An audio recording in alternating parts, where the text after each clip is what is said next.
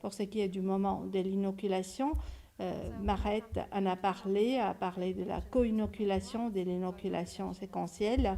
Dans le passé, il y avait d'autres options, l'inoculation précoce pendant la fermentation alcoolique, qui est celle qui donne les plus mauvais résultats, et puis l'inoculation tardive qui était aussi pratiquée. Mais aujourd'hui, et depuis 20 ans environ, les deux principales approches ont été la co-inoculation et l'inoculation séquentielle.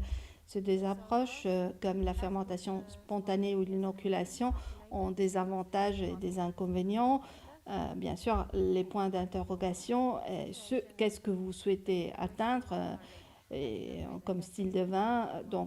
Et en général, les bactéries travaillent plus facilement avec la co-inoculation, alors qu'ils travaillent moins bien avec l'inoculation séquentielle. Bien sûr, cela dépend du vin, mais disons, bien sûr, il faut être conscient de la nutrition, la température, car évidemment, après la récolte, la température commence à baisser, donc ça devient un peu plus difficile pour les bactéries. Et puis, bien sûr, il faut tenir compte de l'impact important sur les profils sensoriels, sur les complexes fruités par rapport à un style plus butérique. Ici, c'est juste pour montrer la différence entre la co-inoculation et l'inoculation séquentielle.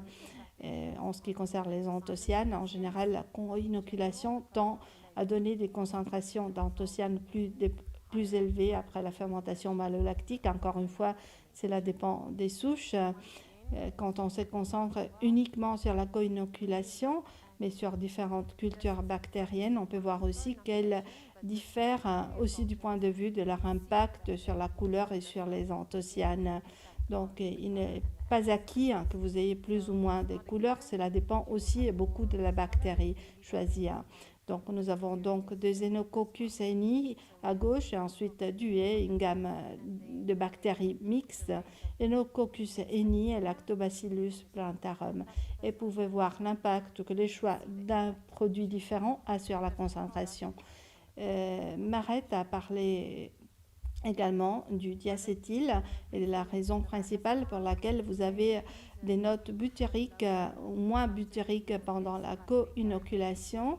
Donc, le diacétyl a des notes beurrées très marquées avec un seuil de perception très bas.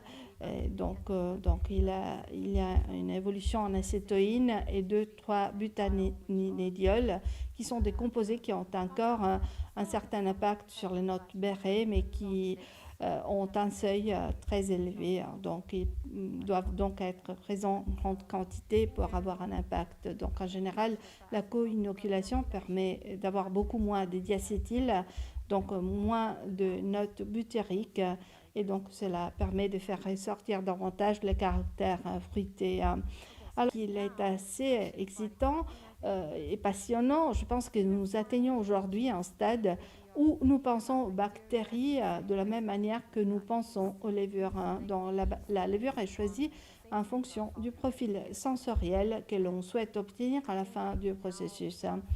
Donc, on commence enfin à réaliser que l'on peut utiliser les bactéries pour influencer les profils sensoriels. Donc, et également, d'un côté, on a également les consommateurs qui veulent un style de vin spécifique. Et aujourd'hui, vous avez l'outil parfait caractérisé qui est capable d'expliquer tous ces facteurs. En ce qui concerne les cultures, comme Arrête l'a mentionné, vous avez des cultures pures d'Enococcus eni, des cultures pures de Lactobacillus. Vous avez des mélanges de ces cultures. Donc, vous pouvez avoir un impact différent. Comme en fonction de la souche choisie, donc vous pouvez avoir un impact très différent sur les profils du vin. Les duets qui présente plus des composés monoterpéniques, floraux et fruités, et nos Coccus eni a beaucoup moins.